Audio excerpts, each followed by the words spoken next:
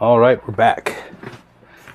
Okay, I've been trying to keep all my camera settings the same.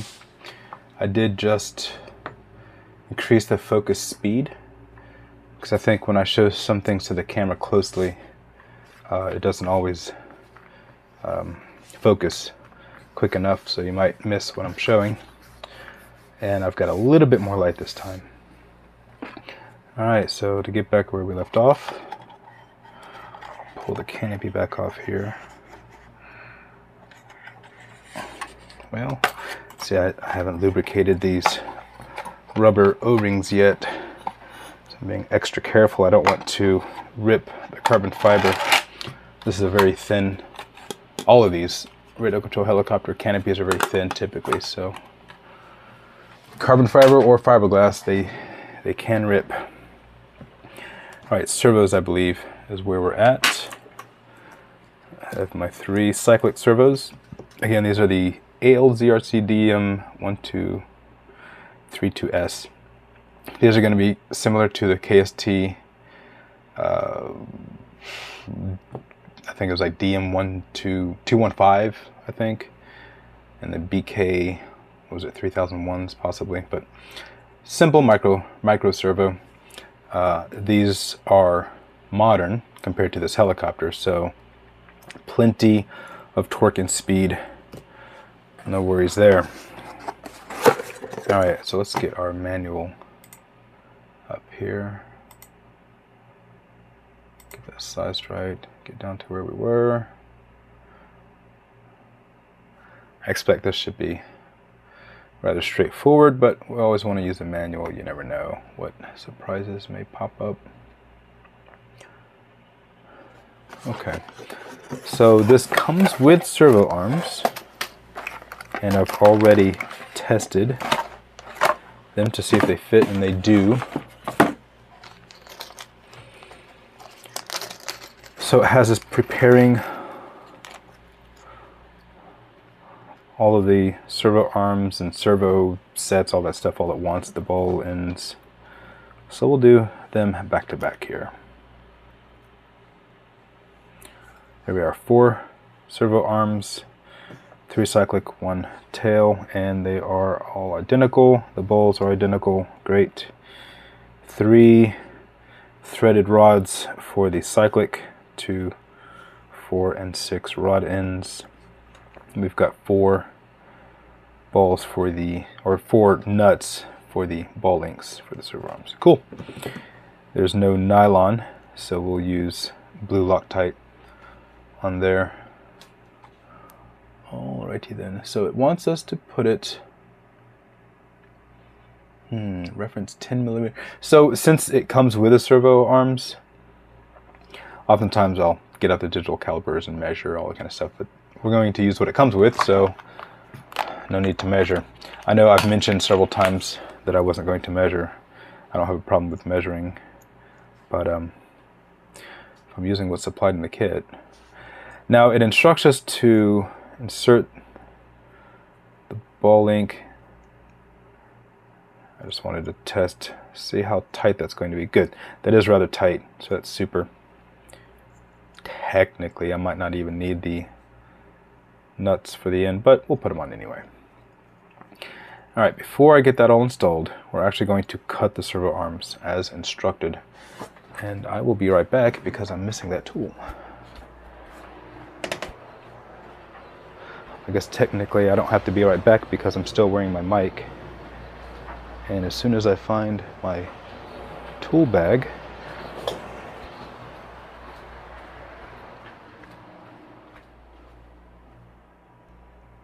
we'll be able to continue. Here we are.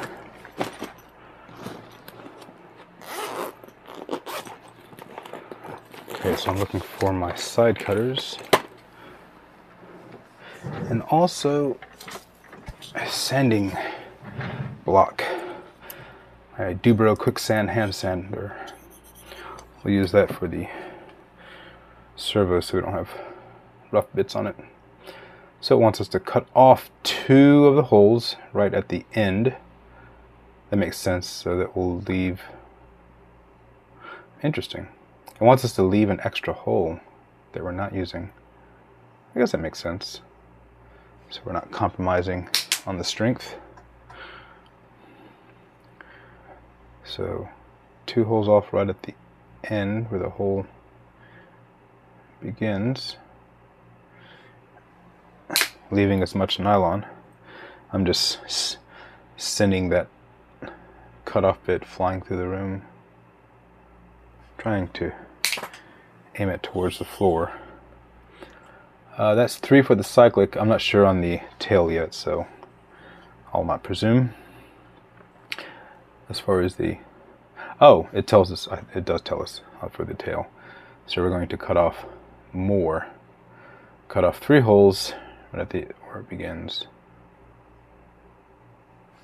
All right. I thought so. All right, so there's 3 cyclic, 1 tail. Now what I will do is cut just a little bit off. I'll cut a 45. I'm going to sand it, but I'd rather cut some of it off so I'm not just sanding for days here. I'm not showing this because I don't want to cut this nylon off and have it smack into my computer monitor or the camera or anything else for that matter, my eyes. Okay, so just cut off 45, 3 of them this way, 3 holes, 1 of them for the tail, 2 holes. Super. Now I'll just do a bit of sanding. This is mostly unnecessary. But you know, doesn't hurt to take an extra minute to sand off the rough bits, dress it up a bit. I'm fully aware that some people would find some of the steps I take as unnecessary, but coming from a standpoint of building plastic models for display, I don't even begin to, you know, do the job that could be done. All right, so I don't want to go too crazy on it, you know, aesthetically, but I see no reason to not spend a little time on smoothing out rough corners and sanding sharp edges. You're only helping yourself a bit. Sharp edges do cut.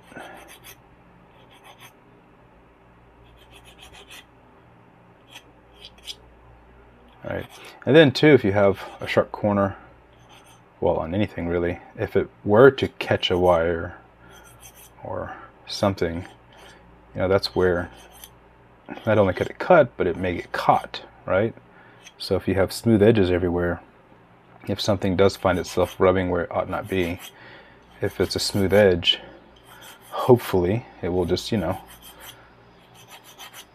go right past it and not get caught and get tangled. Right, there's all kinds of reasons, many reasons. It's not just aesthetic. Even if you think it's just aesthetic, there are plenty of reasons to sand off burrs and corners and edges and sharp bits. Yep. And yet another, we have to handle these things with our fingers and hands, so our skin does not like sharp edges and corners.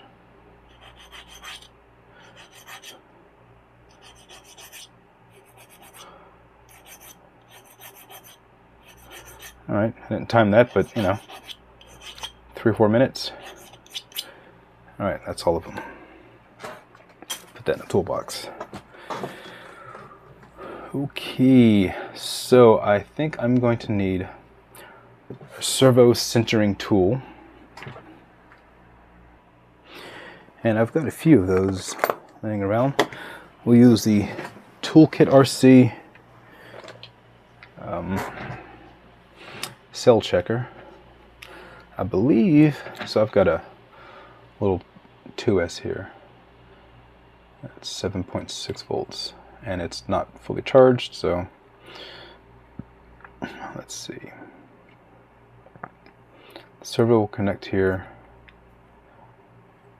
Battery connects here. Alright, I'll need to get something with a XT60 to use that. Okay, I found an adapter. So we'll take this XT30 to XT60 adapter, plug it into our cell checker, make sure that's good. We've got 7.76 volts, that should be fine. These are high voltage servos. And if they're not, I will burn them up. I happen to know they are. Plug that in. Plug the servo into your cell checker or servo tester first. And now I need to remember how. There we go.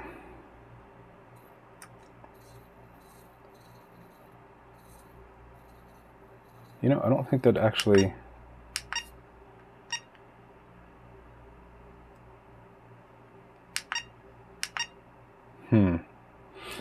This is not doing exactly what I want it to do. I'm sure it does, I just don't remember exactly how to get this tool to do that. So I'm going to grab a different one. Okay. So, there's probably a little, I bet there's a little screen incontinuity there. I actually paused the video for just a moment. So, this is not product placement. The video is not sponsored. This is a Spectrum smart checker, and I actually wasn't looking for this one specifically. I have several servo testers, but one of the great things about this is that there's two great features I like about this, and you kind of get what you pay for. This is a 3S pack, 3 cells, 3 in serial, so that's 12 volts. This is not a 12 volt servo. So this right here will, what's the word, modulate the voltage, so it won't burn out the servo. And I can center it, get a very nice graphical representation of what's going on. So that's one feature I really like. You can put on a 3S pack and not burn up your 6 volt or 7 volt servo. And the next thing I really like is, well, I'll just show you real quick. Hold it. It will do your tail servo. So your 1520 and your 760 for your tail. Most servo testers will only do your 1520, and honestly, I know there's some, but I can't think of any on the market other than this one that'll do both servos. So that's really important. You could burn up a tail servo, or vice versa, using the wrong servo checker. And this has protections for both. So, yep, I can double press and it will cycle, and then press it and you can see graphically. So I don't need to put an arm on here to tell if it's centered or not. It tells me digitally if it's centered, and that's all I need. So, looking at the manual here, I want to see which way do these, well, it's going to be pretty simple. The output shaft, top side with, oh, that's the tail, with a servo arm at 90 degrees. Alright, there's one. Long press to go back, so now the servo's off. I will disconnect the battery. I don't know if it's necessary for this servo tester, that's just what's typical. I always plug the servo in unpowered. I believe you can skip that step on this one and just go out of the servo testing screen and leave the battery connected, but habits. Alright, so centered the same. Shaft output with the 90 degrees on the other side now. So these are going to be for your left and right servos. Alright, good. Long press to get out of that. Disconnect the battery. There's that. And then the third servo, it wants us to do, I see, it's going to go servo shaft up 90 degree on the left. Oops, hit the wrong button there. I always do this just to, it starts off centered, but I want to make sure the servo is working as I expect. So yeah, the servo will go this way. This will be the forward and back cyclic. Alright, so we've got all 3 cyclic servos done up with their servo arms. And now the tail, we'll go ahead and do that while we are here. I need to remove that servo shaft arm screw thing. And this is a tail servo, so its default will be that 760 centering. So pop that on. We'll go down to 760, and there we are. I'm sure you can hear that. And we're going to put this, so that's shaft down. Now we don't have to guess about this because we know that's going to go like this. All the same, the instructions do say to put it on in this regard. So we're looking at it with the output shaft down, arm is 90 degrees to the right. And the servo is plugged in and centered, so I can't turn the shaft. And there we go. Did I get that? Use a bit of metal. Use something hard here. It should fit right on there. I may just be a weakling. Oh. I'm pretty sure the shaft output shaft is the same as the other servos. I don't mind it being tight. I think if it's just not completely straight, it's hard to put on. And this little guy. There we go. That's on there. Okay. Oftentimes these nylon servo arms are a little tight, which is perfectly fine. Once you put the center screw in and cinch it on, they'll seat properly. Now I don't see servo screws. I'm not going to worry about it at the moment. Oftentimes kits come with servo screws. This one does not appear to. That's perfectly fine. I have plenty lying around. We'll go ahead and back out of there, unpower, disconnect. So all of the servos have their arms connected now. I need to find servo screws for this thing. Well, I'm going to pause. Well, I'll tell you what, before I pause, let's just double check to see. This is extra hardware, it's not there. Trash. This is accessories bag. There are no screws in here. Those are zip ties and whatnot. That's for the FBL. We've got tail blades. There's almost nothing left in the box now. We're almost done. So none of that is in there. So yep, I will pause the video for just a moment. I will be back with some servo screws because I don't want to accidentally pull off the servo arms since they're already centered. And now that they're on there, I'd rather have them not come back off. Alright, be right back. Okay, I think I've got it.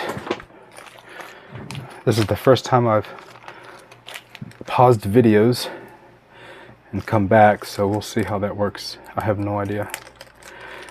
But like I joked before, I'm not going to do this again. So whatever we've got is what we've got. I found servo hardware that should, if not be identical, should be standard. I'm not sure if I have enough. I grabbed as much this hardware I could find laying around that looked like this same stuff. Okay, that's all for bigger servos. So now I have what I think to be 3 servo screws. So we just need one more. I had one already. I found 2 more. I don't know what all is in here. Just bags of screws. Many screws. None of this looks like it will work, but I do think I spied something over here. Yeah. We'll set all this aside for the moment. I'll straighten that out later. These were from another 380 build, which used micro servos. There we go.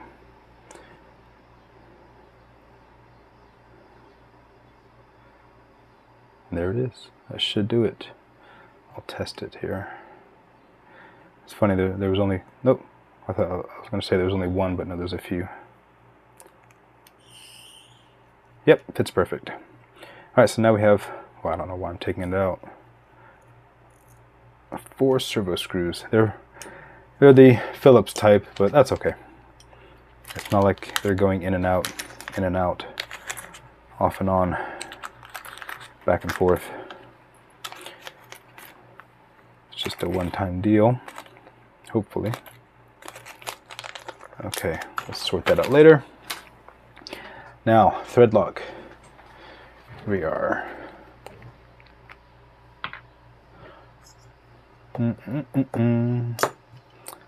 So all I want to do, since they are all centered now, just go ahead and thread lock it. And I am not worried about excess at all, because this is going directly into a metal output shaft that has an end, so there's nowhere for the thread lock to go. I want these fairly tight. That's a steel output shaft and a steel screw. It doesn't have to be crazy tight, but I definitely want it cinched in all of the way with, you know, basic hand tightness. I'm liking that additional light. It's a attached light on the gimbal I'm using for my camera that I actually thought I had on before. Turns out I did not. Oh, that doesn't want to fit. Are these screws not the right? They look exactly identical. But they're not. Oh, well, that's just... That is no bueno. I would not have thought that. They're the same length and size, but the thread pattern is different, it looks like. How strange. So one fit, I'm not sure which one that is. This one looks slightly different than the other, so let's see if this one fits.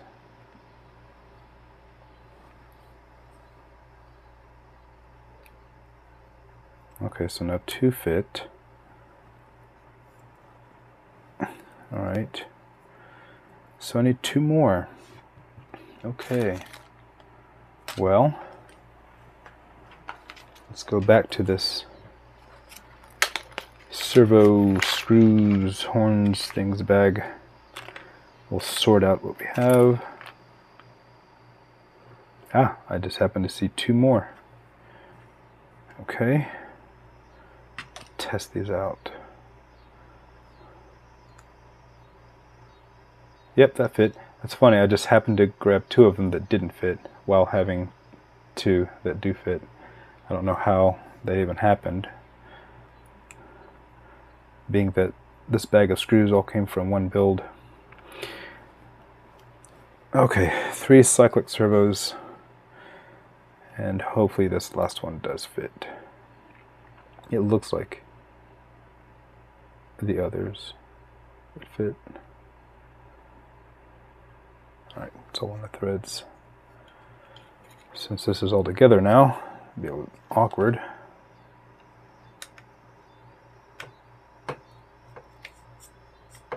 Is that going to fit, or the thread's just a little... That is not going to fit. How strange. It's almost the right size, but not quite.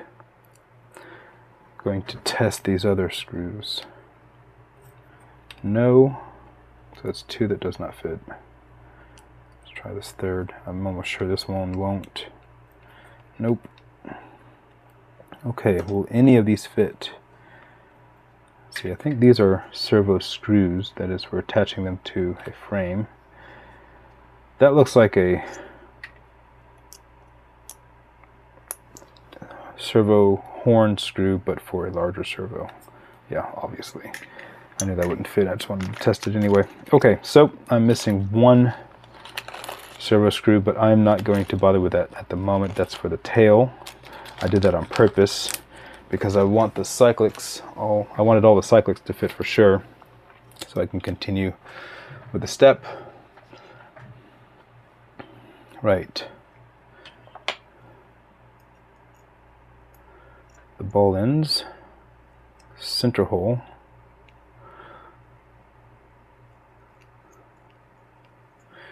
What you want to do is screw it all the way on, but not strip the nylon servo horn, so that if you don't strip it, it has a nice tight grip there.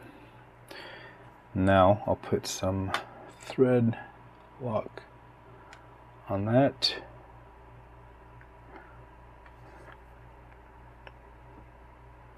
And then the nut I will eventually get on there. Now, if that looked magical, all I did was let the meat of my thumb hold it flat against it, and I back turned it until it popped, so that it would automatically straighten up with the threads.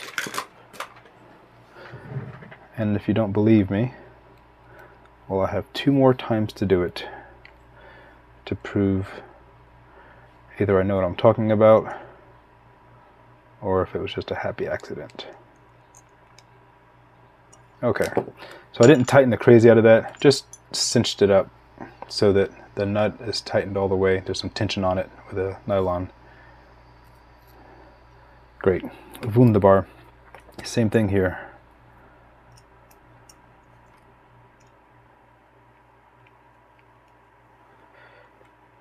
Trying to get that thread to bite.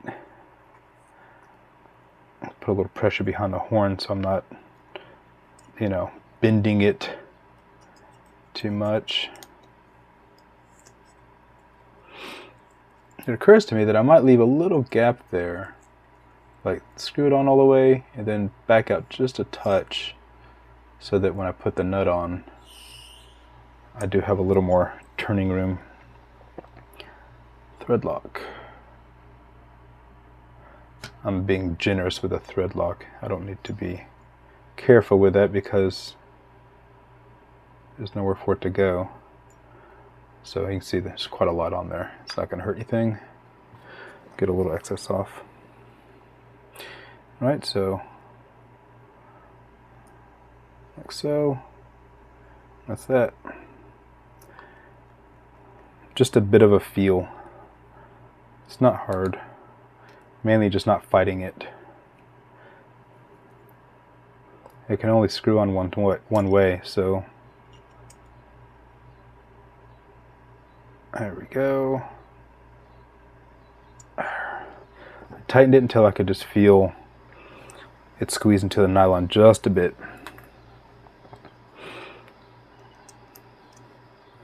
And I don't know the exact cure time on blue thread lock. Let's see. Assemble and allow 15 to 20 minutes. Fixture time in 24 hours for full cure. So yep, pretty typical. Allow a full day to cure. What that means is you wouldn't necessarily want to go flying immediately after you finish building. You could technically, but you'd want to check all your screws afterward. Realistically, you want to follow instructions. That's the best thing. With something like this that's spinning at, 3,500 RPM head speed, literally, you want to wait, let all the thread lock cure. There we go. That's 3 in a row. I think I know what I'm doing. Goodness. That's okay. I have one more to do. And it's attached to a helicopter, so it'll be a little more awkward. Alright, 3 cyclic servos fully prepared. And then we'll go ahead and do the tail while we're here. I can recenter the servo arm. That's not a big deal. Actually I will do that. Because trying to get the nut on the back of this would be nigh impossible. There's no reason for that, so we'll just pull it back off. We'll do this one a little easier. Alright, so the inside hole. I like how they instructed to not cut the servo arm off all the way up to the hole, because you want to leave plenty of meat there for the strength. So it's leaving a hole. So there's plenty of nylon all around there, so it'll remain strong. Screw it in all the way, back out just a bit. I put the cap on my thread lock because I forgot what I was doing, I guess. Well, maybe a touch more.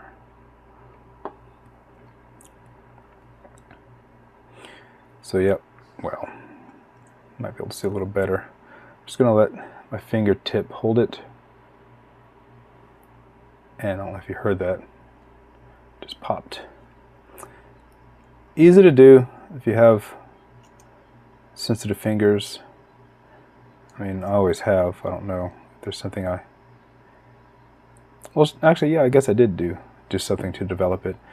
I play stringed instruments and I assemble models. So, yeah.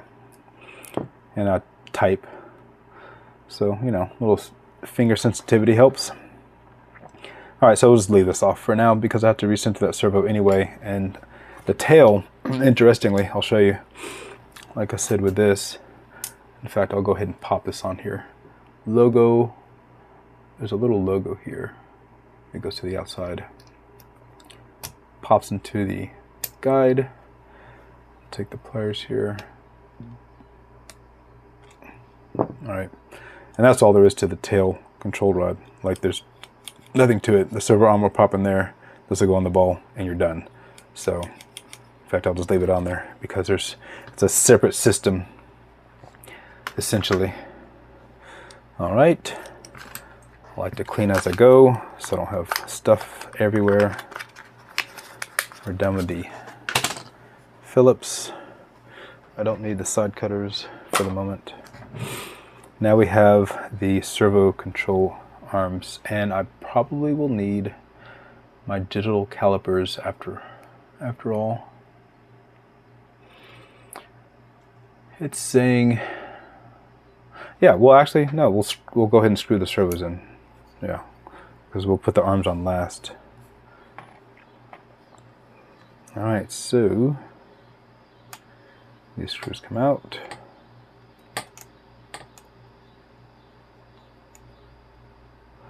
So I use my fingernail to hold the washer and screw.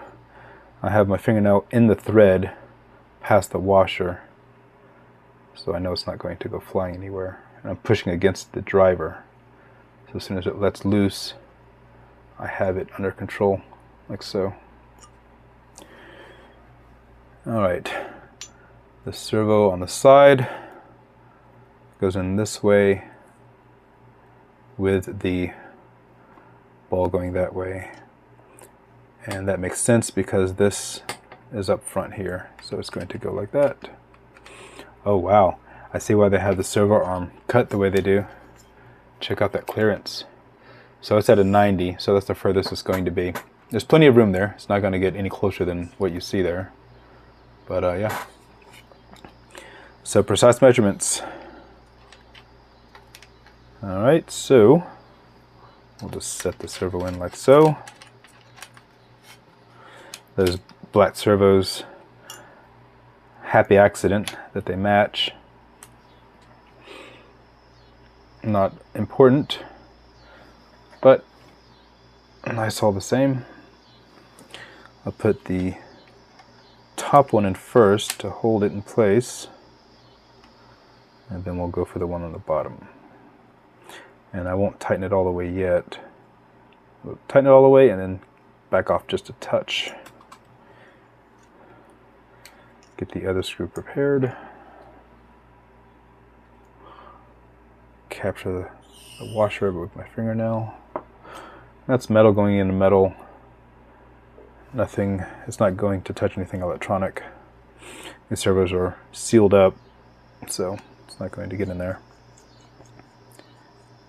Alright, cinched down and then backed off. I want to see, is there any wiggle room? Just barely. But what I want to do is, since there is some wiggle room, it doesn't matter which way you go, but make sure they all go the same way. We're going to go with gravity, and I'm going to push down on the servo. And I could go up, it doesn't matter. Just make sure they're all the same. Now that's a steel screw going into an aluminum frame, so tight but not very. Right? We want that thread lock to do the work, or to do some work at least. Alright, the other two, as I mentioned, will go on the back side here where the anti-rotation bracket is, and I did not put thread lock on there, if you recall, because it seemed as though the servos would go there. I'm just going to take out one screw. We'll do one side at a time. Either side will be accessible, so I don't need to worry about that. Although, while I'm here, we'll take out this one at the bottom. That will be slightly easier without the other servo in the way. Okay. So, the servos will be installed like so, left and right. I'll put them together without assuming. I'll put them together as they'll be configured, so I know for sure I have it the right way. Put the wire in, and will it go in without? Oh, I don't know, I might have to loosen something. It may just go in, but may not. It does not. Oh, my goodness. I'm glad I glanced up at the picture. That is not right. So, we'll do this again, and we'll turn this around 180 degrees. I thought that was a bit odd. Okay. I'm sure somebody was laughing at me there. I'll blame it on the video. That's it. I was making the video. Yeah. Sure. No, honestly, I just had it wrong. Alright, top screw first.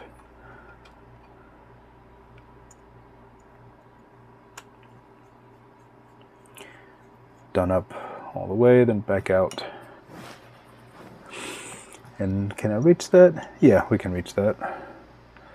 We'll go ahead and do the one.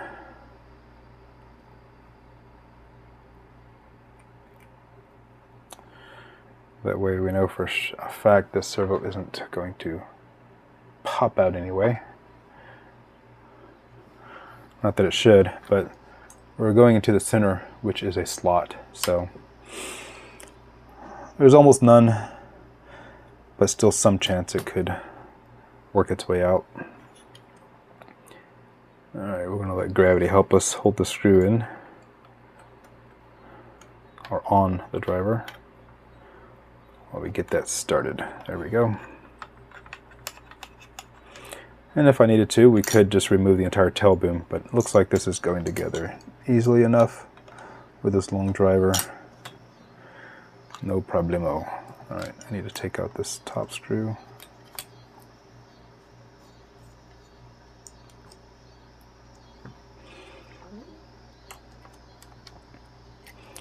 Rotate the arm. Good.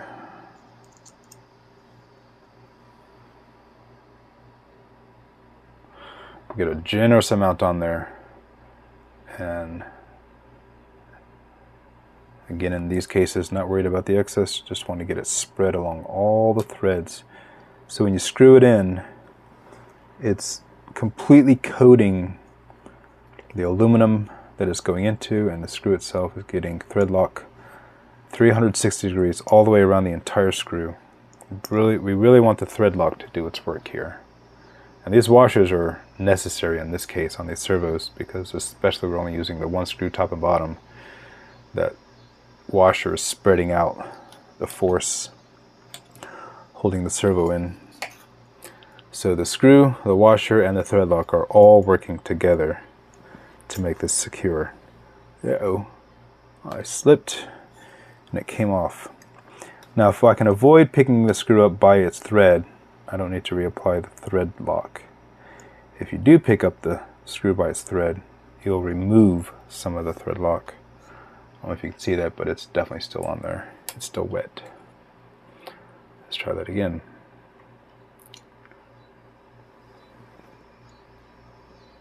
I can barely see what I'm doing, but I think I know where it's at. And nothing is happening. Let's see if I can get my finger in there on the side.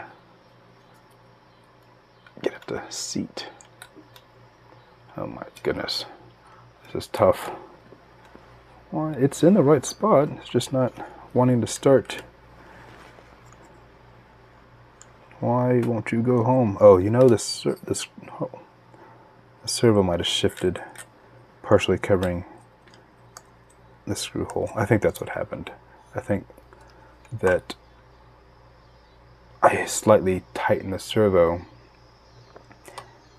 and the servo is too far down. So I'm going to, yep, it was all the way down. So there we go.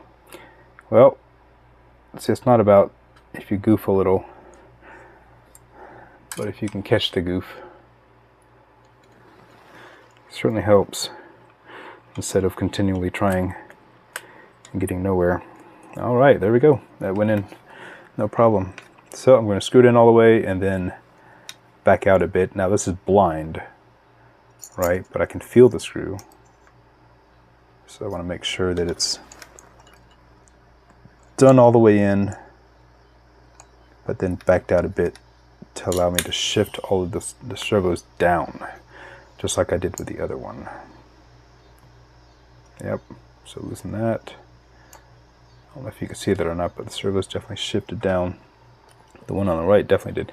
And they're completely flat there. So I know they're both down and the same amount. We'll get these screws done right the way up. Like so. That's in there pretty tight. And now we'll get the bottom screws in. I've got wires everywhere now.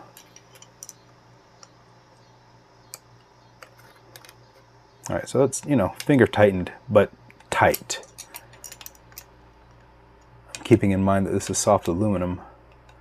So it's tight, but only, you know, thumb and forefinger tight. Sweet. Alright, all three cyclic servos installed now. Pull that one out. There we are. Beautiful. Still fairly light. All right. Now it is time for these arms, and to save my fingers, I have some tools for this. SAB has these horn drivers, I guess you could call it. I've got several of these laying around. And also Steam, another company. They do inexpensive helicopters. They also have turny bits, but what's cool about theirs is they have several sizes. So they've even got like micro that's even smaller than these. And then that's almost the perfect size. I think I might use those because those fit a little closer. I've got 3 of them. Let's pretty cool. They snap together like that. Yeah, it's pretty neat. So let's get 1, 2, 3, 4 different sizes. I think even, no, it just says steam. Yep, it does. It has sizes 700, 450, which is what we're using. 600. This is 250. All right.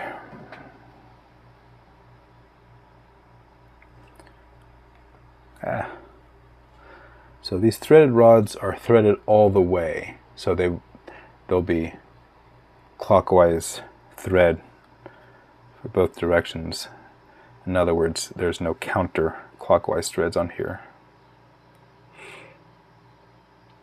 Getting these started can be a little difficult, but if you do it patiently and carefully,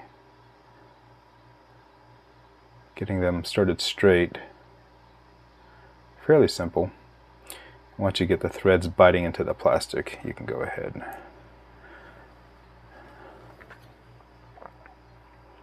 There we are. And see how easy that is with these. Just super simple. And what we're looking for here, well, there's servo rod assembly. It has us going to a 7mm gap in between the servo horns. So I'm going to pause the video one more time. And with that pause, that's the last time I'll talk about it, because I really want to see how well the pause works.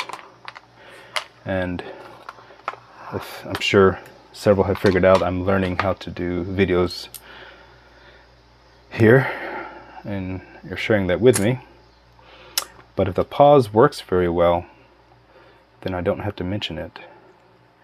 So you'll get a more seamless experience, and I can worry less about gaps and incontinuities and just get right to it. So what did I say? 7mm gap in between the servo horn ends there. So a bit more. Not a lot, a bit more. Now I'm not worrying about which side has more thread, because while they're not going to be identical, I mean, these are all made in the exact same manner. So the threads will more or less equalize. You're not going to have this completely full and that barely full. It's just not going to work that way. Also, we can compare. If I hold this up to, well, let's use pliers. All right.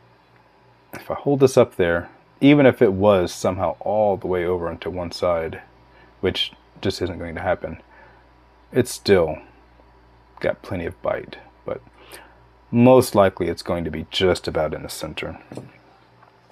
But I believe I have more to go here. Yep, I'm at almost 8mm still. When I'm done, we'll do that comparison again, so we'll see just how much thread is on either side. A little bit more. If you don't have these tools, I suggest getting them. I bought these from Heli Direct. They were literally like $1.50. I mean, next to nothing. The steam tools are very inexpensive. And no, I'm not sponsored, but you know, I haven't read their mission statement. I don't know, I'm not even sure if I've gone to their independent website, but they seem to believe in creating inexpensive, useful tools. And they are that.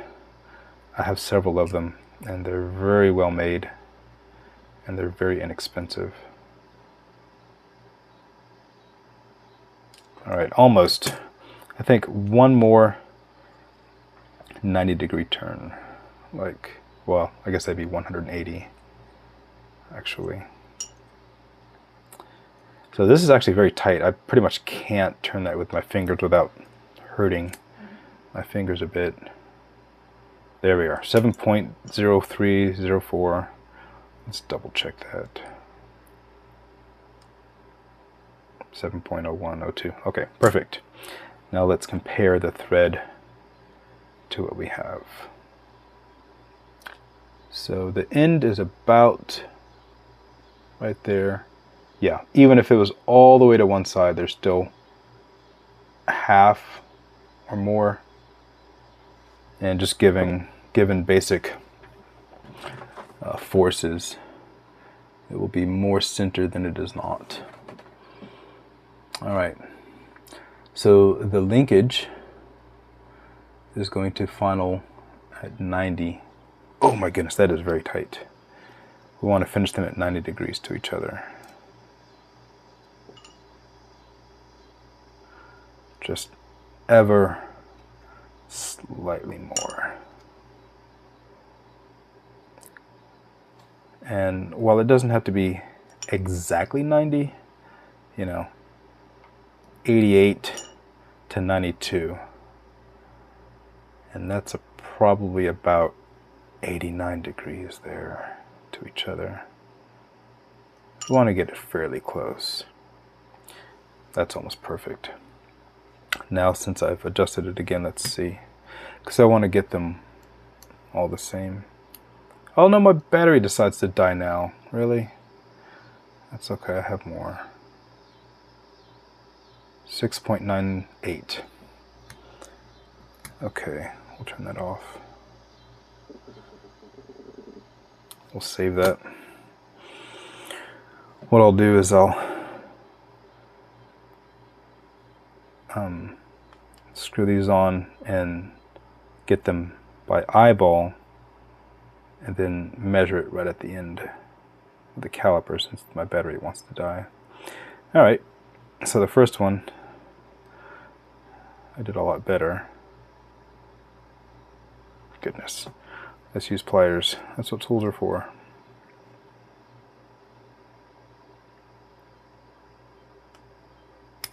Goodness. I'm stabbing myself. See, I've already got a cut on my thumb. Alright, that started. To the other side. It's crooked, but that'll straighten out. It's not like it has anywhere to go but straight. We just need the threads to bite so that it will pull itself together instead of just spinning. And I don't want to really put too much pressure on it. That's why we want the threads to bite first. I don't want to like squeeze it together because that's a very good chance of just bending the plastic balls, ball link, or ball ends I should say. No, these are ball links. Yeah. So I know roughly the gap I'm looking for. It's 7 millimeters. We'll just eyeball it.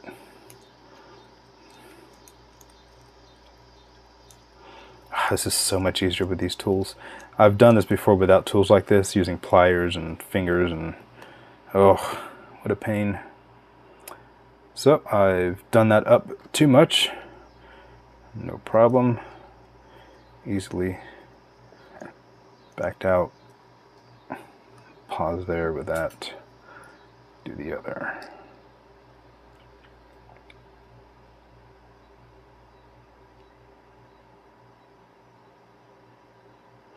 I thought about doing this build in a sped up montage fashion.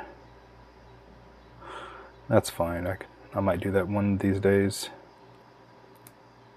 I thought it might be good to do a talking build. Why not?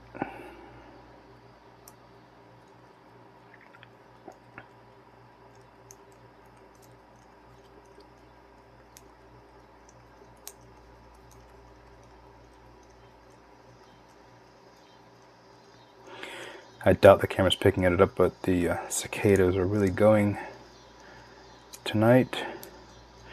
We're mid-August, so it's their time. Alright, let's get out the calipers. All right, 7.5, we're close.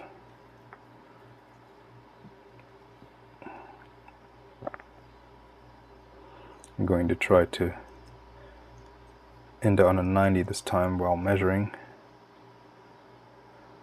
before measuring.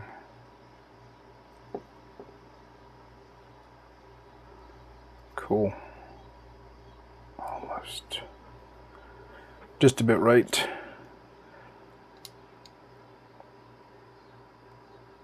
Six point 7.01. 6.99. What was the first one? 6. Oh wow, that's right on the money. Let's see where we're starting at with this. 7.02, so that needs to come in a bit. So we will do the 90, and that should make it just right.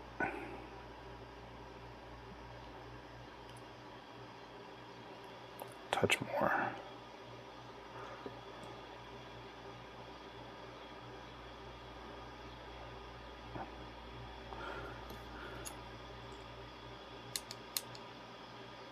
$6.95.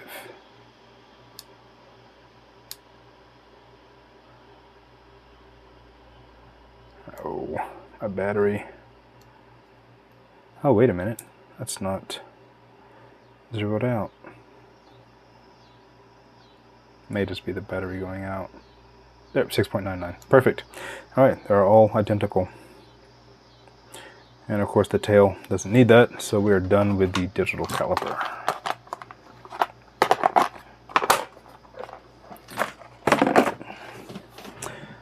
So, I didn't bother looking at the logo when I was doing these because since they're 90 degrees to each other, there should be, hopefully, what I need automatically. Right, so the logo is always facing away from the servo and or helicopter. And I might have the wrong 90. Of course I would. Yeah. Doesn't matter in this case. You know, it doesn't actually, the other one did, but it doesn't mention it on this. It may not matter.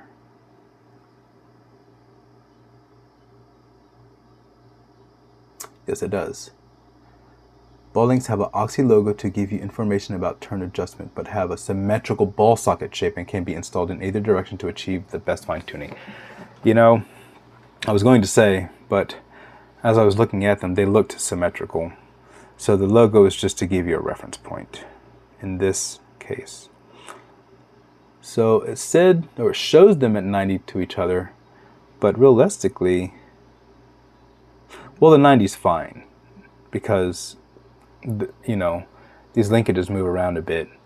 So it doesn't have to be exact. In fact, it may be good that it's not exact because that will limit how much they can turn. I don't know. We're going to go with that. Let's pop it on and see.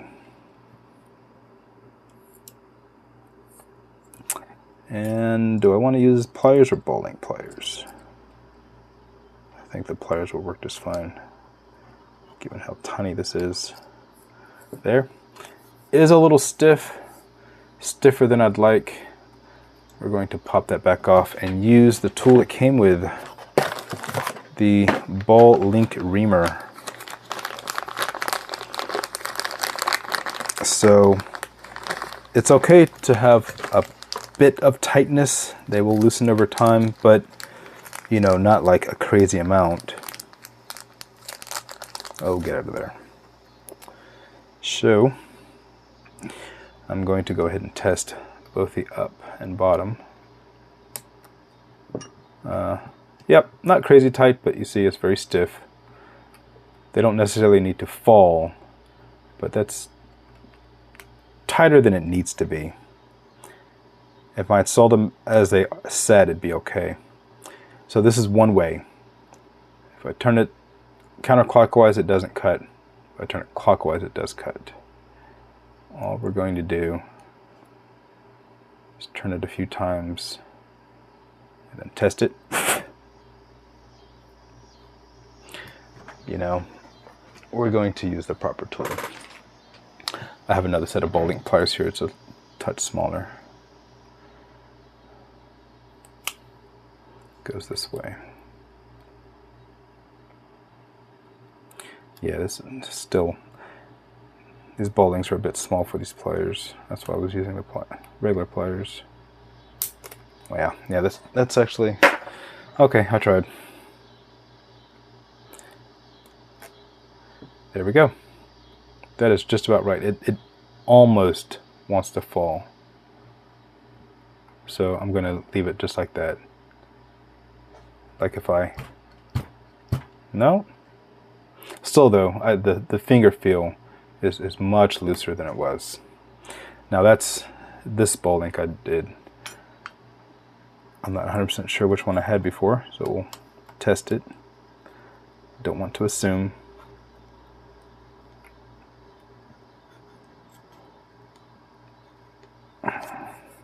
Yeah, that's very tight. So that is the one I tested already. There.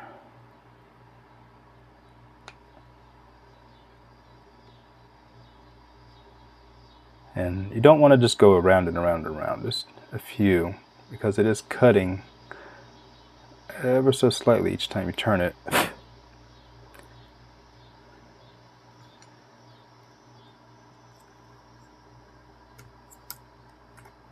It's really cool they included that. I have ball link reamers, but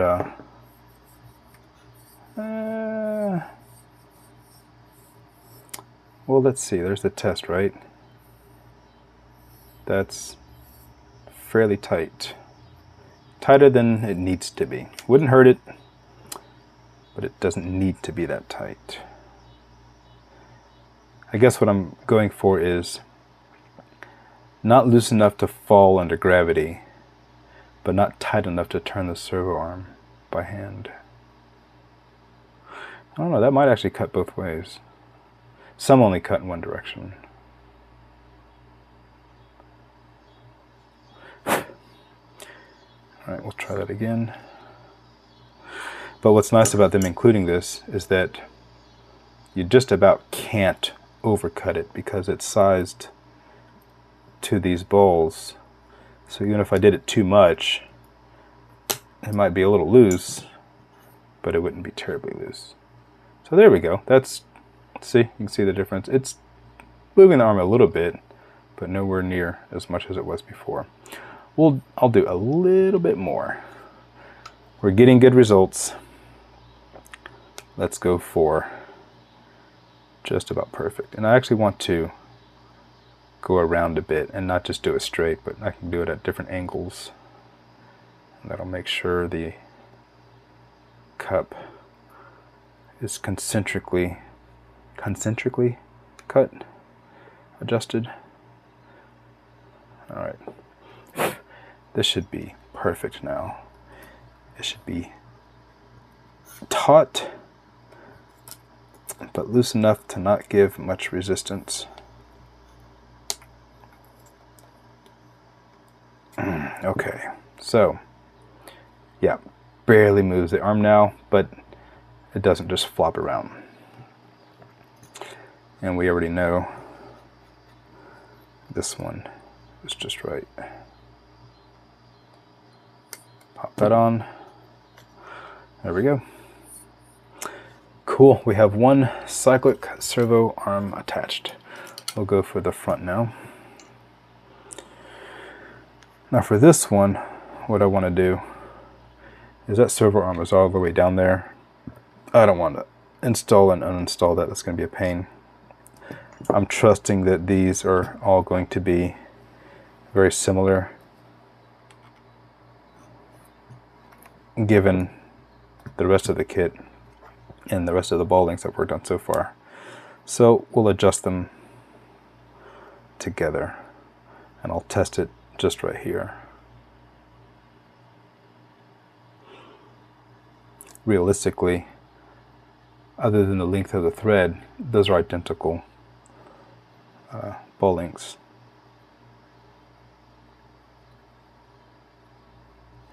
This guy's really tight. Going at different angles. Going back and forth and around. Get the other side here.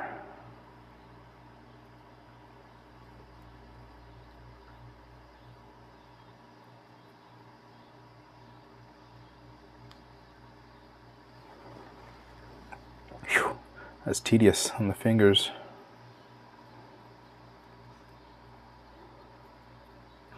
And since I got the feel for the first one, I can kind of tell the tension needed for the second one, or where I took it to. All right.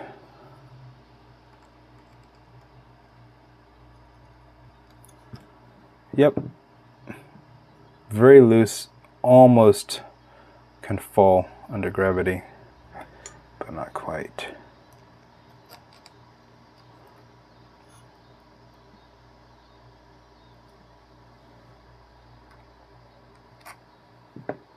And that's the same. So if I were to, interesting. It feels like it would fall under that, but in any case, that is exactly what we want.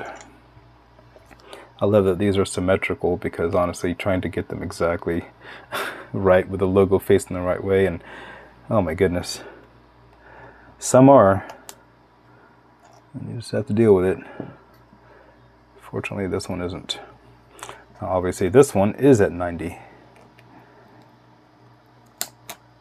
There. Okay. There's that. Interesting. Now, I just noticed, look at that angle there. I'm going to scroll back up to the servo horn installation and see, was I supposed to put one on the inside? No. But should I? It seems like I should. It seems like I should put that ball on the underside of the servo horn, because the servo is just going up and down, so it's going to maintain that angle. And what that is, you know, all servos are slightly different. So from its mounting point here to the output shaft here, the servo horn come with a kit, so that's standard. But yeah, so my servo may be a little bit long and the output shaft a little long. Just glancing at it, let's see, if I look straight down, it looks like the swash plate is on the back side of the servo horn. So the angle that's here is extreme, versus if I put the ball link on the other side, it might be slightly angled, but not as extreme. I'm going to do that right away. I'm not going to wait. I don't want to forget. That's a fairly simple, quick fix. So even though there's thread lock on there, it is obviously not cured. And I don't think I even need to take the servo out. Although, if I need to, I will. That's not a big deal. Let's see if I can pop the horn off like so. I will recenter the servo before I put this back on. Get the pliers.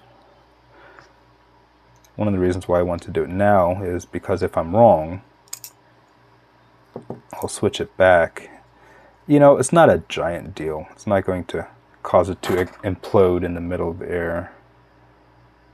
But, oh, why did I put thread lock on there? Well, I'll just have to reapply it because the nylon's just going to take it all off. So I'm going to the underside. So let's see, there's the servo goes in this way. I'm going to put it on the bottom side. That should fix it right up. Do it all the way in, back out a touch, and we'll do our thread lock.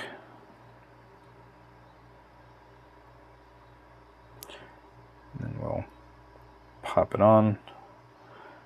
I'm sure the camera can't hear that, but I could hear the nut pop onto the screw, or the threads I should say. The threads find themselves. Alright, done right up. Good. Now to recenter the servo, the wire here, signal, wire there, the battery is here.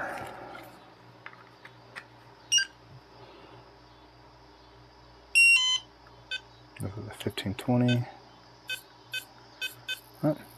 Oh, stop. So, yep, that's centered. Back out. Well, no, we'll leave it on. That's right, I forgot. We'll leave it under power so that the servo... You know, I'm going to pop it on while we're here. Yeah, it'll be a little easier on me.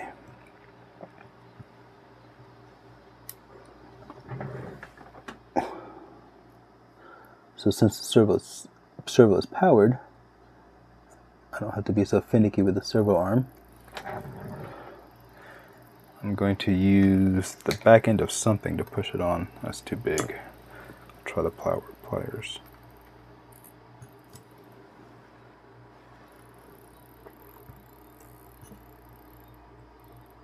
Let's see if it's straight. Yep, I got it straight.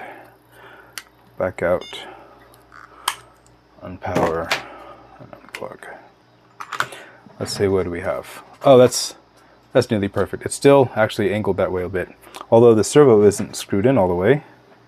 The horn, that is. So we'll reapply thread lock.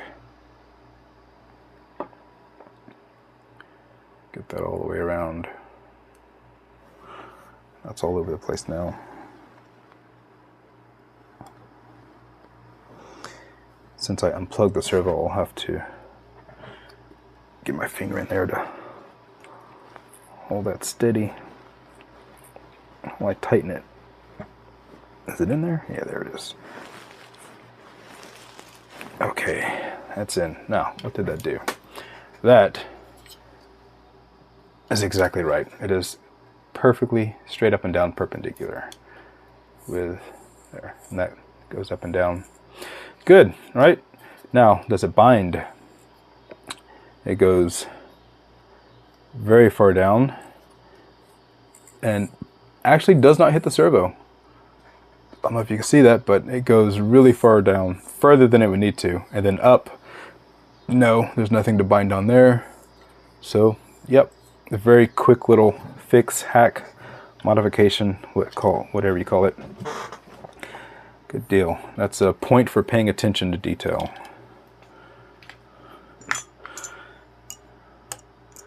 Not to toot my own horn, but once you've built a few, you try to pay attention to details like that. Again, if I had left it without changing it, it would have been just fine, I'm sure. But now, it's not just fine. It's just right. Now the last cyclic control arm.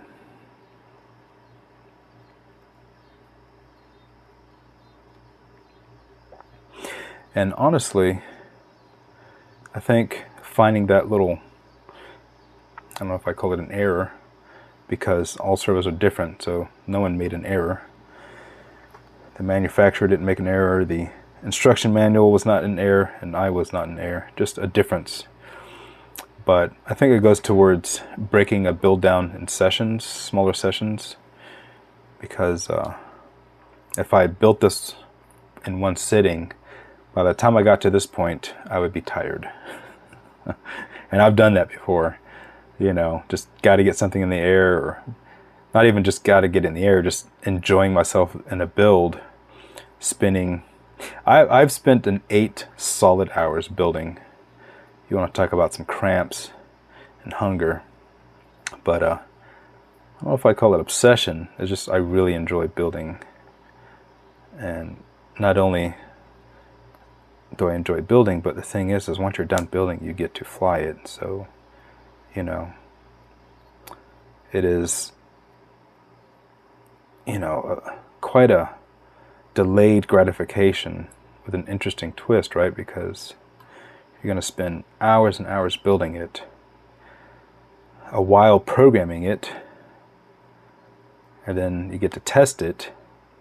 And then once it's all tested, by the time you get to the point to where you can just go fly it and not worry about it, you've got a lot of hours investment. So even a rushed build, there's quite a bit of delay. And what I think is significant gratification. Because it's not just a model, it's something you get to use. And when you do it right, you'll use it for years and years to come. And when you get to a point to where you don't crash anymore, well, you'll just fly it and fly it and fly it. That is all 3 servos installed with their horns. Everything's thread locked with the control arms. That's done. There is nothing left to do there except, let's see, talks about the tail. We'll skip that for a moment. Plugging stuff in. We're all the way up to the blades. And the final step is the swash plate leveler. So I don't have the blades installed yet. We don't need the blades to do this, but I'm really curious to see how this thing works. This is a very nice leveler that they included. So we're going to shift it up. And how does it show? Well, it only goes in one way. And we rotate it so that these screws that's holding in this swash plate ball thing will go in the gap. And we'll put this all the way down. And I'm doing something wrong. Well, I do have it in correctly, but I don't have something. Let's see, what am I missing? It may be, yeah, you can see there's 90 degrees missing. That's where I need to put the 2 screws for this lock collar.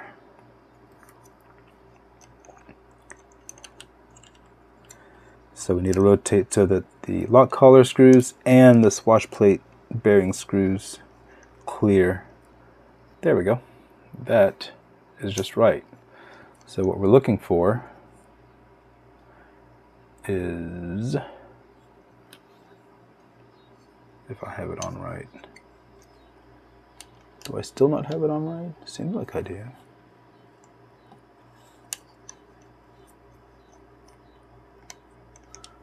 I'm not sure if it's me or it.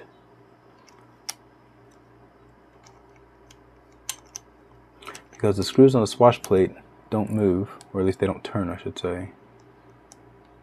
But the main shaft does, so those screws...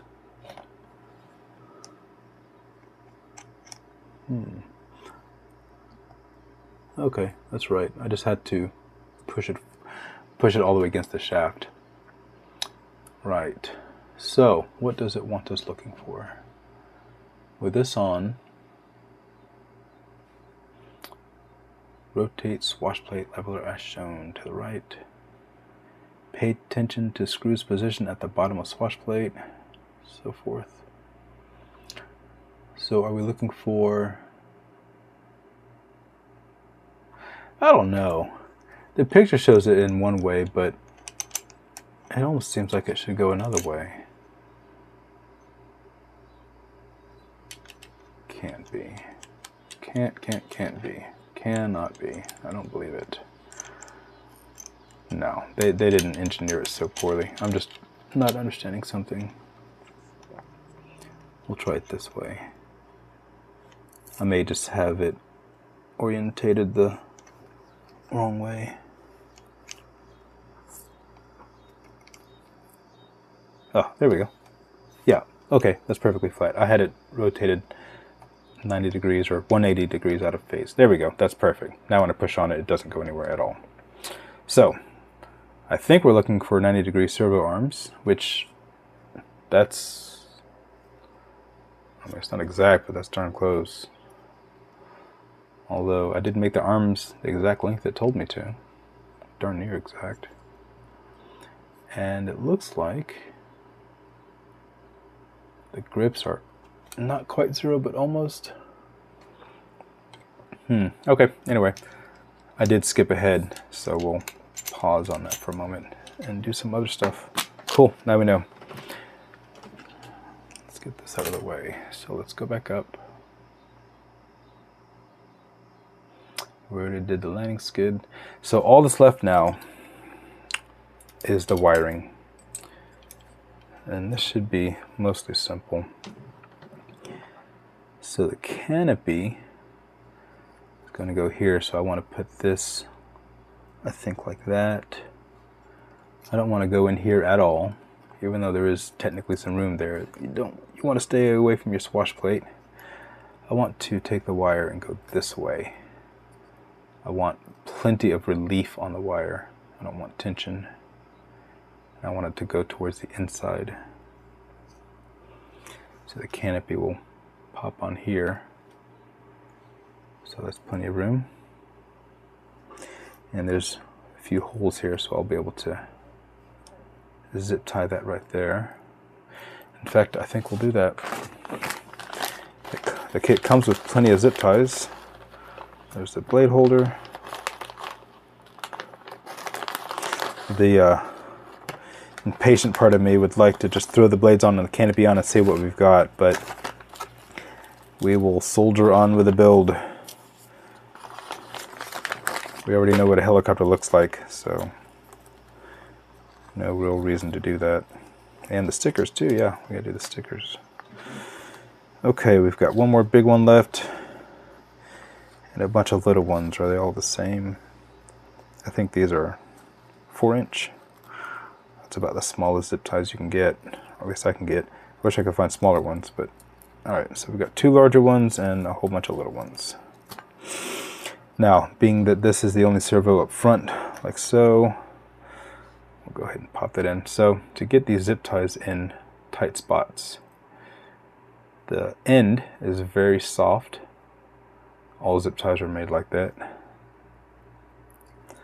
So I can pre-bend it, maybe a little more, even crease it a bit, hook it into it, pull it through, get the wire in.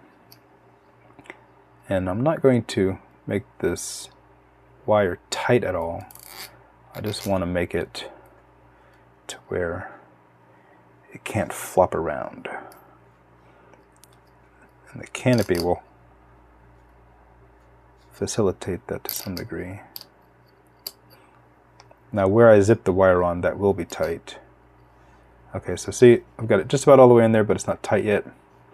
So I want to make sure there's plenty of relief here, so I have a loop there, right? It's not tight all the way. Tighten up just a little bit, and then tighten that. Then we'll take our side cutters that I threw over here. Be careful not to cut the servo wire, and cut off the end. That's nice and neat. That is almost all we have to do with the servo wires, because I think I will put the flybarless unit there. Yeah, because if I do that, all of the wires will come out here, which, you know, I might clip these and redo the servo ends. I do that on some helicopters. I almost never do it right away because, you know, something might change. So in any case, yeah, we're going to go for right there. In fact, even without the boom in its 100% final tightened state, I feel confident I can put the tape on. The tape is flexible, so I'm not going to have to take this apart again. So we'll go ahead and put this on. Get it sized up. Gonna do the whole length? Just about. I'm gonna cut a little off.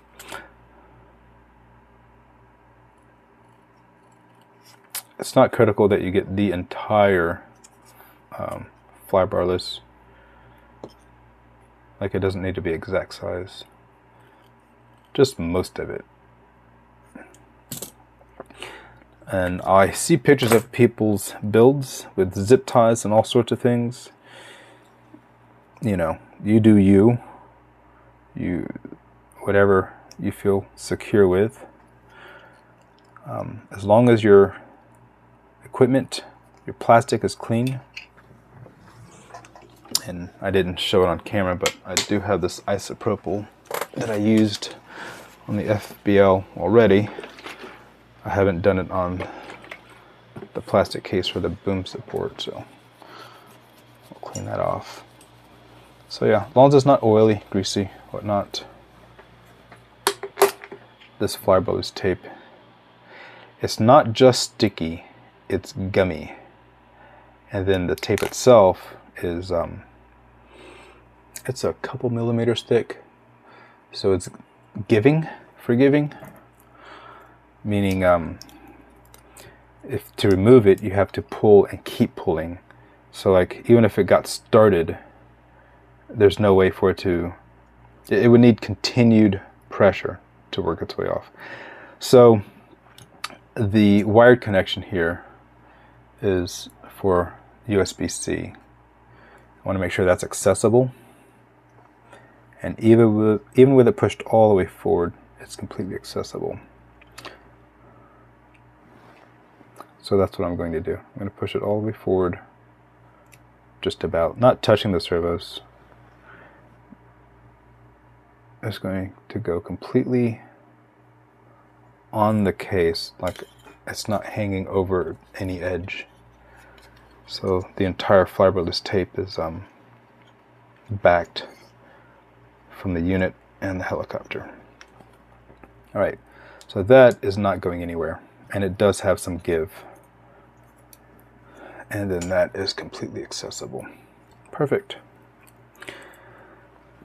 So now we have our FBL unit installed. What I want to do now is the longest wire on this entire thing is the ESC wire. So the manual has it going along the side. I'm not going to do that. I don't have anything installed in here at all. I know I just pulled all that out, but yeah, there's nothing installed here. I'm just thinking, do I want to zip tie the wire to this? I think that's what I'll do. I'm not worried that it's visible at all, but you know, if I can have it hidden away a bit, I'll take advantage of what wire routing I can do to keep it somewhat hidden. Hidden is protected, right? So it's not just aesthetics, it's also protection. If you can't touch the wire, then the wire is safe, protected. Alright, so I could go flat like this. That's plenty long enough. Oh good, there's space in here, so I have several options to go up with the wire. But going along the inside here isn't a terrible idea. Yeah, see, they have it like this on the outside. I mean, you can. I'm not going to. I'm going to do it this way.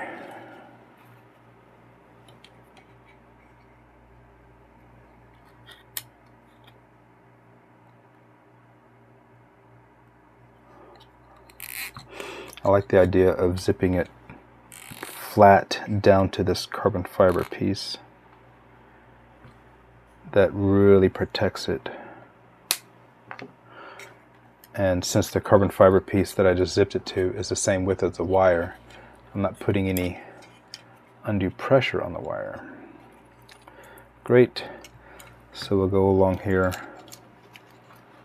and do another along the same plane. And I'm putting the locking part in such a way that it'll be on the inside. Same thing, same concept.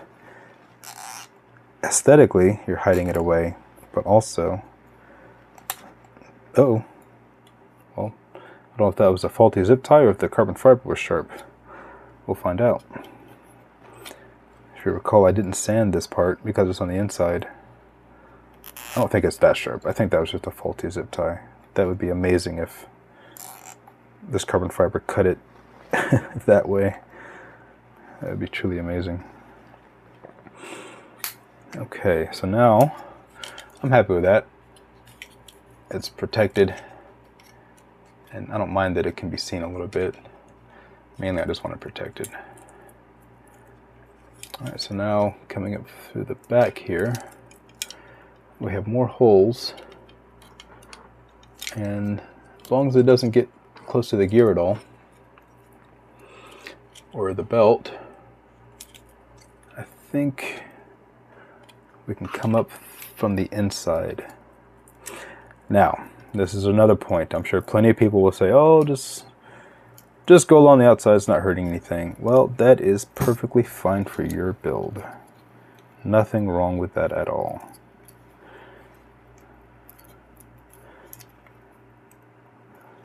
Then again, some people like to pour gobs and gobs of salt on their potatoes, where I like to put a little bit in my potatoes when I cook them. So you do it according to your own taste. And what's that old saying? Live and let live. I don't find it too difficult to do this at home while I'm building, you know, tucking things away, or doing it slightly more difficultly, so that when it's all done,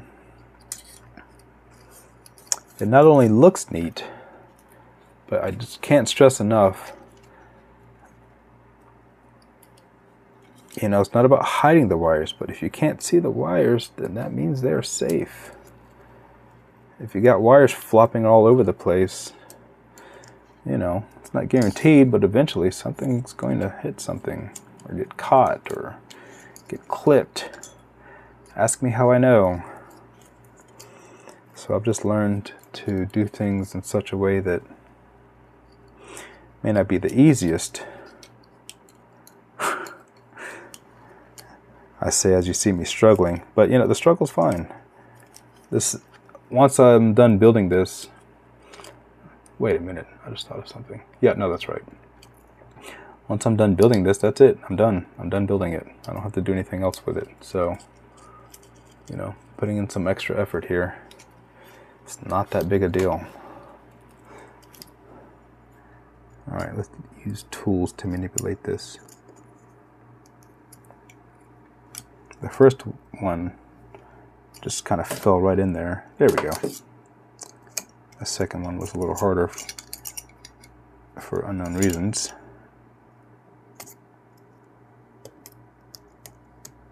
There we go. This is the RPM sensor wire. Even if I wasn't using it, I'd want to pull that through. All right, I want to make sure I don't kink it or twist it or tear it or pull it too hard. And I want this to go through exactly the way I want it to go through. I don't want it to have a mind of its own. And if I can't get it to go through the way I want, then I'll pull it back out and do it a different way. So I'm actually, let's see. So the yellow is on the outside here, coming up through here. And I've got it twisted to where the yellow, it seems like it would be like that, but I've actually got it turned. So I'm hoping I can get it turned while it's still run through here. I'm going to slide it up and down to try to achieve that. And I think I've got it. Yep. So now the yellow wire is all the same here. And I actually want to flatten it this way.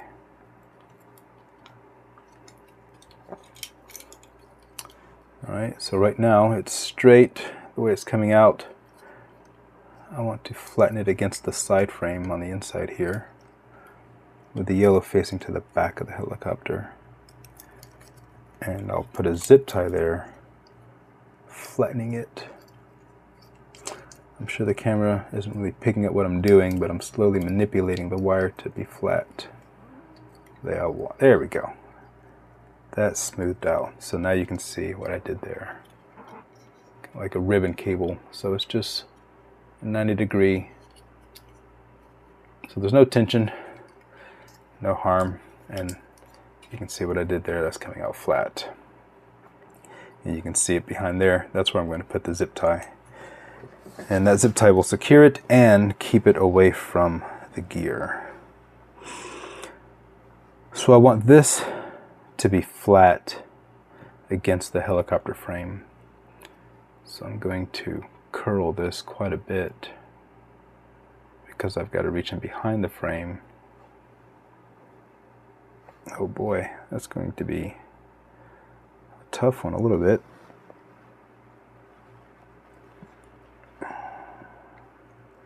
In fact, I may not be able to get that the way I want. So if I go this way instead,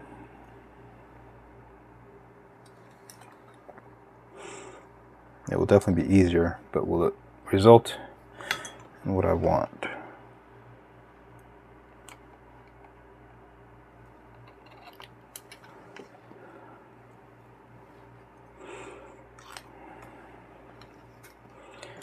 Those tweezers here.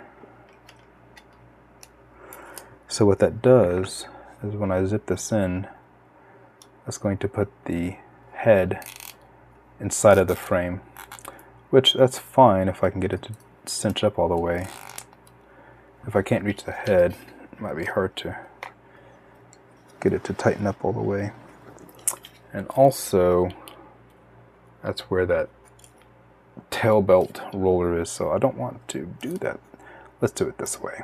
I can still put it on the frame on the outside, and by tightening it, that will hold it there. Okay, I'm happy with that. Didn't work out exactly as I thought it would, but it did work out. So, that is secure. There's no tension here, it's still loose. It cannot get near the gear at all, and it's held away from the pulley there with just one zip tie there. Perfect. And then this is going to be channel 1. Let's see how well. Right there. Channel 1 signal is to the front. The signal is white. And there is channel 1. That works out. And then the RPM sensor is governor, and that will go, that's signal only. That'll go there. Cool. That works. A bit more slack than I need, but that's fine. We're happy with that. We'll pop it down like that or so. Wonderful. Wonderful, wonderful. This is easy so far. So, ESC is done other than the battery connector. That finishes the ESC. We have our power, motor wires, which I decided to just leave alone because this plastic that separates them, and now with this wire there, that definitely separates them so they're not touching. I've got one zip tie there, double-sided tape. So I think we're happy. This is good. This is going quite well. Now for these wires. So the servos will get plugged in during setup. So for the moment, I think I'll stop. The power we need plugged in to start setting this up. And we know that's channel 1. It's pretty much always channel 1. Receiver, I soldered this up off camera. And I've already pulled on these wires and tested them, so they're good. My soldering job was, sufficient. It's not beautiful, but it's good. These SRXL2 receivers on the brain and icon units go to channel 3. If I can find channel 3. Oh, I see. Channel 3 is going to be sideways. Signal going out. And that goes here. There. That is the receiver. And the receiver I didn't make this wire very long. I didn't know how long it needed to be. I'm not going to worry about it. Honestly, even if it's not the most ideal, I'll figure out one way or another. The antennas are long enough to where I don't really have to worry about it. I think what we'll do, so even with that accessible, oh, the bind button is right here. I'm not worried about leaving the bind accessible, but I don't want it to accidentally press against something, so I want to know where it's at. I think we'll do it like that. So I'll do it in front of the USB output. On the side of this, there's a nice flat spot there. The bind button is still accessible, and that leaves the antennas free. I can route them as needed. I will go ahead and mount that. I'm not too picky about this stuff. So we'll size it to what I think it will need. Cut that back a bit.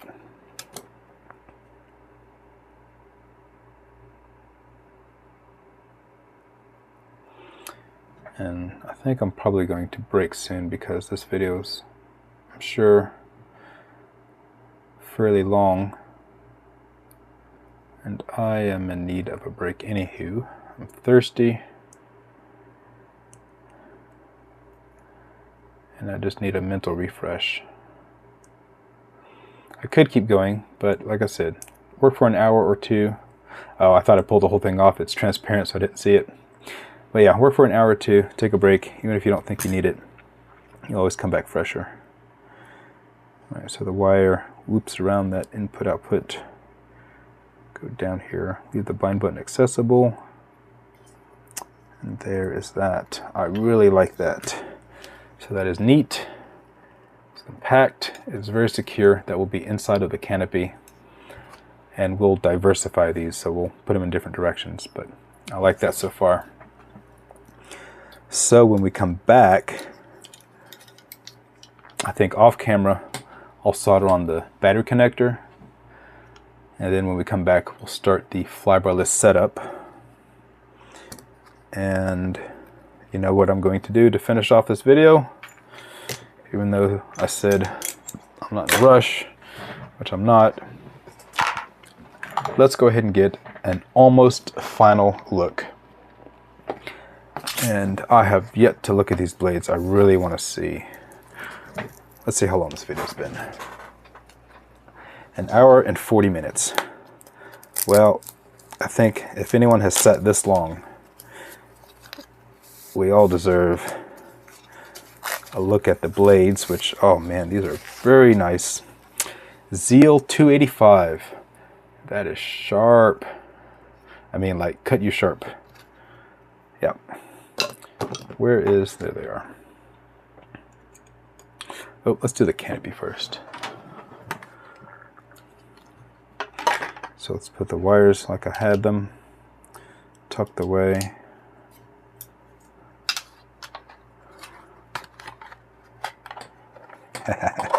This thing is cool.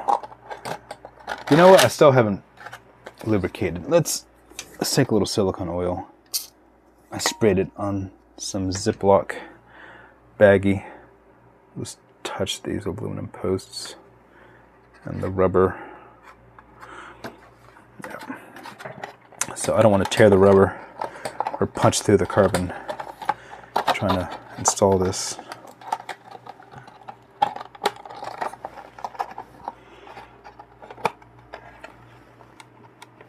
First few times you install a canopy, it's always a little finny. Oh good, that popped on.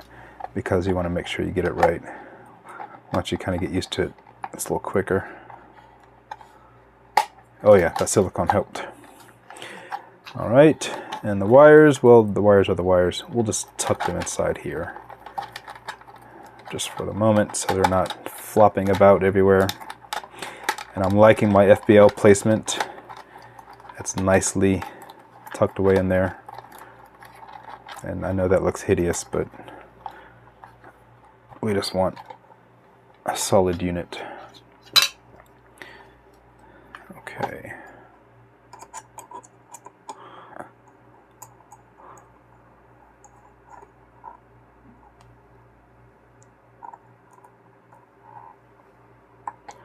Get out of there.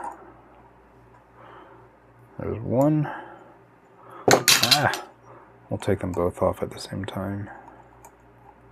A little simpler that way. These are tiny screws. Okay, we actually don't know if we need those. We do. Because even though it came with a blade, sometimes, you know, all blade manufacturers do a little bit differently. So the root could be different sizes, but I think these are needed, top and bottom. Yep. It fits in there nicely. These washers are not captive in any way, so getting everything lined up might take just a moment. There we are. What I did there was purposely not push the washer all the way in, so that when I put the screw in, there was tension on the screw, and then I pushed the washer in the rest of the way, so it found its hole easily. Alright, just a little tension. Man, that is super smooth. Alright, we'll try the same thing.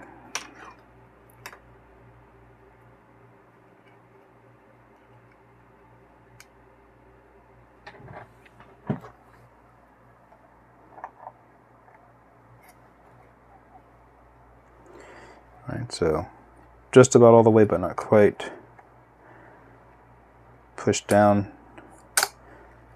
and then the other washer push.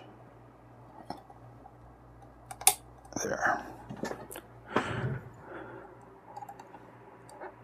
Once you've done it a few times, it gets easier. And the lock nuts are keyed, so push up on it, tighten. All right, a little tension there. Now the tail blades, let's see, where are they? So there are two sides of the tail blades. I can't remember if I've taken these out already. I remember talking about them. We will use, so if it's a higher RPM with a 4S, we're supposed to use the smaller ones. But I'm thinking about using the big ones anyway, just for more tail authority. I don't know. I'm going to put the larger ones on to start with and see how I feel about it in the air.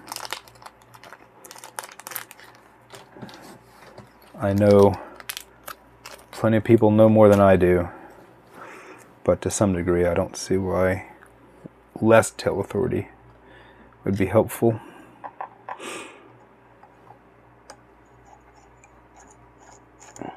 I'm thinking about it while I'm saying it. I'm trying to think, do I want more tail or less tail? I don't know. What would it do if I have too much tail? Could be slightly inefficient. Let's see how much difference there is. Let's compare. I know it's 3 millimeters, but still, that doesn't tell you about the cord. All right.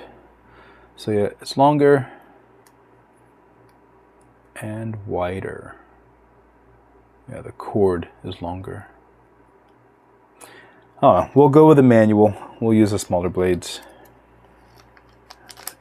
This kit has been very well engineered so far. I've been impressed by everything, so I see no reason to deviate from the manual, honestly. And if the tail doesn't have enough authority, which what I was thinking of in my case, I often tend to not go near the maximum head speed on these things. That's really what I was thinking. But something else I've also been learning is that the closer to the maximum head speed you get, actually, they are more stable. So you're not necessarily saving yourself by backing off the head speed. It's true, it might be slightly less dangerous, but you're actually making it harder to control. And that is almost ready to fly. that's nice. Ha ha ha. There we are. So no B-roll yet. I'm not going to do any montage videos. Just wanted to see what we're working with. So that is pretty much ready to go.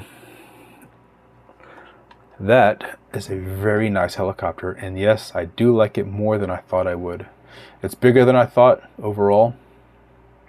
I knew the blade size, but the blade size doesn't give you girth and overall build. Let's get the blades really straight on here and really see. All right. So yeah, the main blades will auto rotate, but the tail will not. So once the power stops, the tail stops. And you can see the tail will go backwards, which, you know. But yeah, once the power starts, that's that, or stops rather. So no auto rotation. That's okay. Small helicopters generally don't. This is the biggest small helicopter, or biggest small 3D high performance helicopter I've got. Another way I could say it, this is the biggest small fully capable 3D helicopter. I mean, I've got a Goose Sky S1. It is tiny. I mean, super tiny. And it's fully 3D capable, but I don't fly it very much. That thing's a mosquito. And that has a lot to do with my skill level. But this is a proper helicopter. This is going to fly well. All right, we're going to stop there. I need a break. I need a drink. So we'll return shortly. The next video may be the last before flying. We'll see if that happens. So for now, see ya.